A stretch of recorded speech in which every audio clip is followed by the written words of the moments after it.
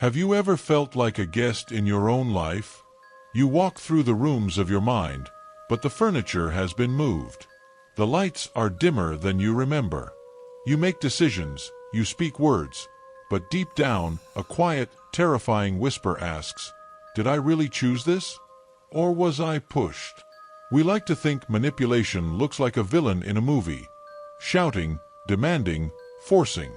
But true manipulation is not a storm. It is a fog.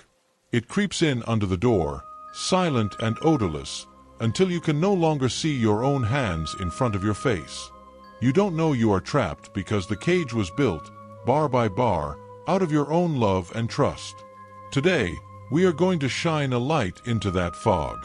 We are going to look at the 7 invisible strings that control you. If you recognize more than 3 of these, you might need to cut the cord before it strangles you. Let's find the first string. Imagine a small, isolated village at the bottom of a valley. In the center of the town stands a great clock tower. It is the only way the villagers know the time. They trust the clockmaker implicitly. He is the guardian of their reality.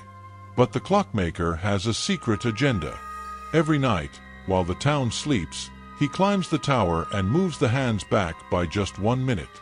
At first, no one notices. A minute is nothing. But after a month, the villagers are waking up while it is still dark. They feel tired, confused. They look at the sun, and it seems wrong. When they ask the clockmaker, he smiles gently. He points to the clock. "The machine is perfect," he says. "Your eyes are deceiving you. You must be tired. You aren't seeing clearly." Because they trust him, they stop looking at the sun. They start looking only at the clock. They deny their own senses to fit his reality. This is the first sign. In psychology, we call it gaslighting, but I call it the theft of reality. It starts small. "I never said that. You are too sensitive. You are remembering it wrong." The manipulator does not attack you. They attack your perception. If you find yourself constantly checking your text messages to prove to yourself that you aren't crazy, if you feel the need to record conversations just to verify what was said, you are living in the clockmaker's village. He has broken your internal compass so that you have to use his map. But once your reality is broken, they need to make sure you stay to fix it. That brings us to the second string. Imagine a man sitting in front of a slot machine in a dark casino. He looks exhausted. His pockets are empty. He pulls the lever. Loss. He pulls again. Loss. He pulls 100 times. Nothing. Why does he stay? Why doesn't he leave? Because on the 101st pull, ding ding ding, a small payout, just enough to buy a sandwich. His brain explodes with dopamine. The relief is more powerful than the win itself. He forgets the 100 losses. He only remembers the 1 win. This is the most cruel string of all. It is called intermittent reinforcement. A healthy relationship is consistent. Like a salary. You work, you get paid. You give love, you get love. But a manipulator is a slot machine. They treat you with cold indifference for days. They ignore your messages. You feel like you are starving. You beg for a crumb of attention. And just when you are about to pack your bags and leave, they become the most loving, charming person in the world. They bring you flowers. They say exactly what you needed to hear. See, your brain says, "They do love me. It was just a bad week." You aren't staying for the relationship. You are staying for the jackpot. You are the starving artist waiting for a patron who only visits once a year. They keep you hungry because a well-fed person has the strength to walk away. A starving person will dance for a piece of bread. But what happens when you try to find comfort elsewhere? When you try to find food outside the casino? That is when the third string tightens around your neck. Once they have made you doubt your eyes, the clockmaker, and made you addicted to their approval, the starving artist, They need to secure their investment. They need to make sure no one else can wake you up. Because if you talk to your friends or your mother or that old colleague, they might say, "Hey, that clock is wrong."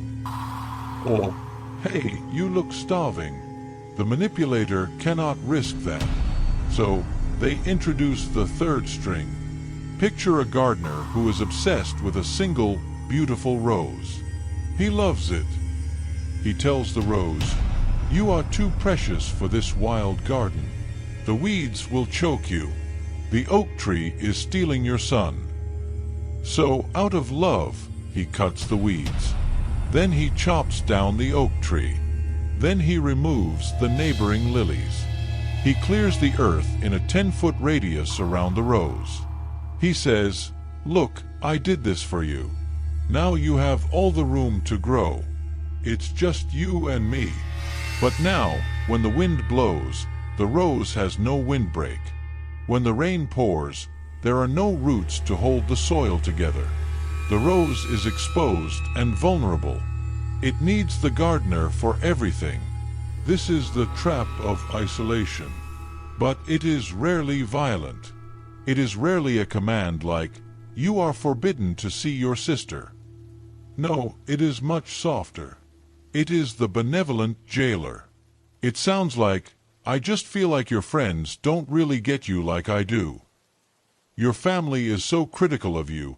It hurts me to see you upset after you visit them.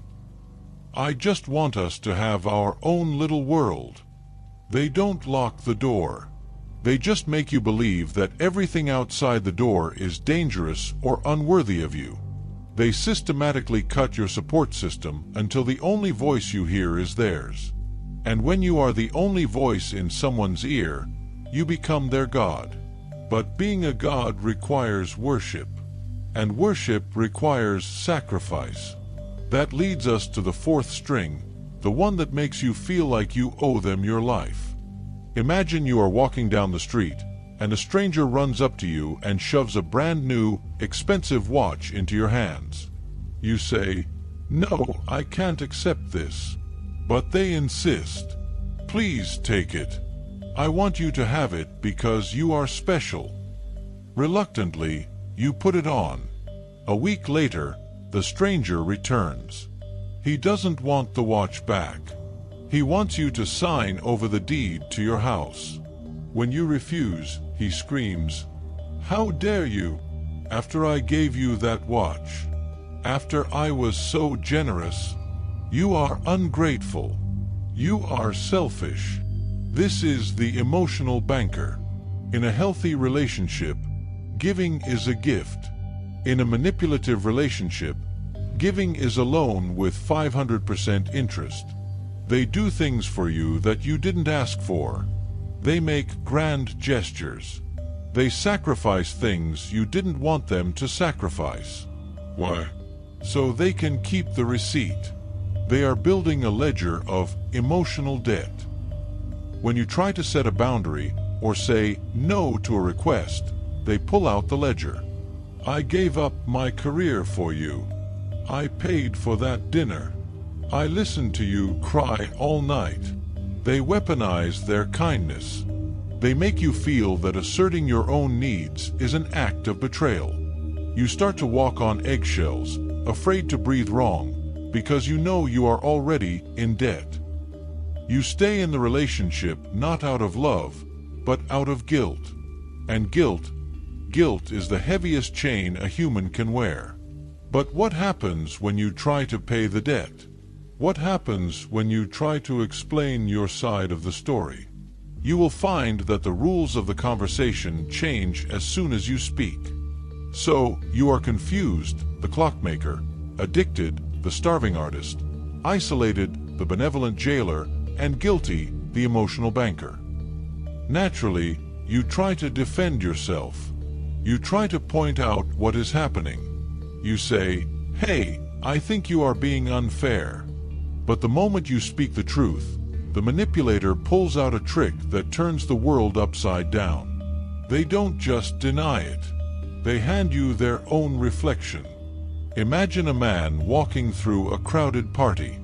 He has a large, ugly stain of red wine on his own white shirt. Everyone sees it. But instead of cleaning it, he runs up to you. He points a shaking finger at your clean shirt and screams, "Look, you are a mess. You spilled wine everywhere. How could you be so clumsy?" He is so aggressive, so convinced, that you look down at your own shirt. You start rubbing perfectly clean fabric, wondering if you missed a spot. This is projection. It is a defense mechanism gone rogue. The manipulator cannot handle their own shame or flaws. It is too heavy for them. So, they vomit it onto you. If a manipulator is cheating, they will obsessively accuse you of flirting with others. If they are lying, they will call you a liar. If they are selfish, they will scream that you never think of anyone else. It is a bewildering experience. You find yourself defending against crimes you didn't commit. "I wasn't looking at him. I didn't lie." You spend all your energy proving your innocence, but you don't notice they are the ones holding the smoking gun. They are using you as a mirror to hate themselves in safety. They are shouting at you, but they are talking to themselves. But sometimes the shouting stops, and that is much worse. Because sometimes the weapon isn't what they say. It's what they don't say.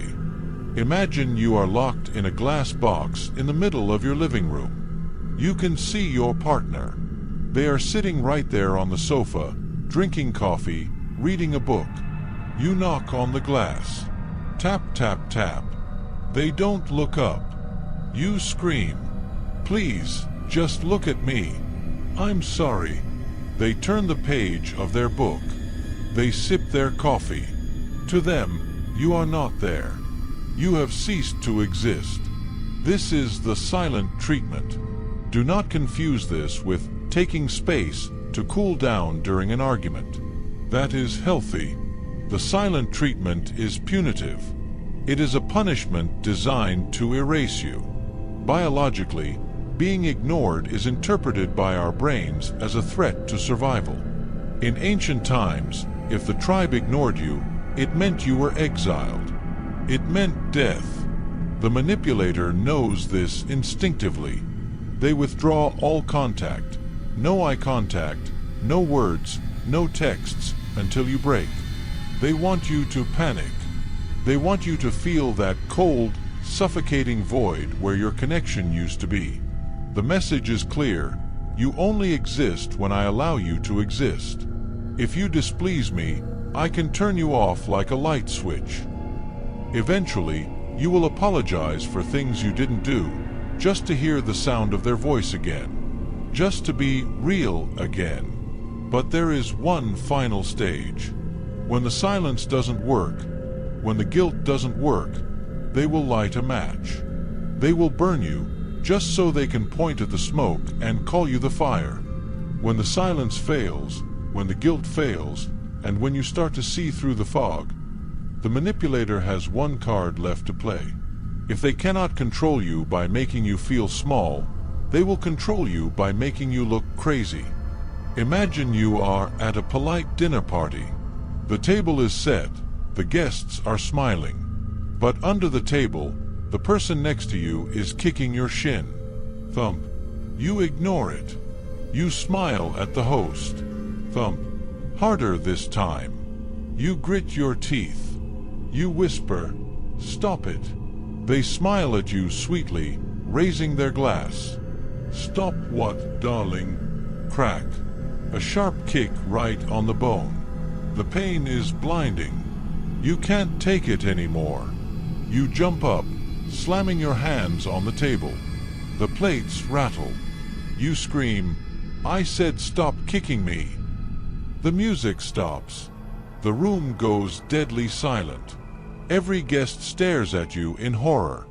And the person who kicked you, they shrink back in their chair, looking terrified. They look at the other guests and whisper, "See? I told you she was unstable. I told you he has anger issues." This is reactive abuse. It is the art of the arsonist who lights the fire and then calls the fire department to look like the hero. They poke you, prod you, and whisper venom in your ear for hours or days. They push you until your chemical balance snaps. And when you finally explode, when you yell or cry or throw something, they sit back calmly. They record you. They tell your friends about your outburst. They use your reaction as proof that you are the abuser. And the worst part, you believe them. You look at your own rage and think, maybe I am the monster. The clockmaker, the starving artist, the jailer, the banker, the broken mirror, the void, the arsonist. These are not just bad habits. They are the invisible strings. They are designed to turn a vibrant, independent human being into a puppet. If you recognized yourself in these stories, I want you to listen very closely. The heaviness in your chest, that isn't love. That is anxiety. The confusion in your mind, that isn't because you are stupid. It is because you are being lied to. The rage you feel, that isn't because you are crazy. It is because your soul is screaming to be treated with dignity. They want you to believe the strings are part of your skin, but they are not. You cannot untie them all at once.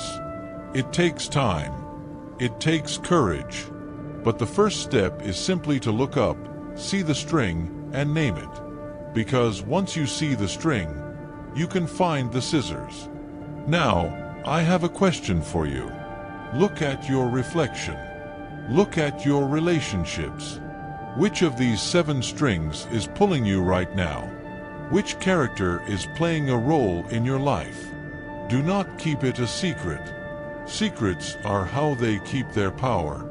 Tell me your story in the comments. Writing it down is the first cut.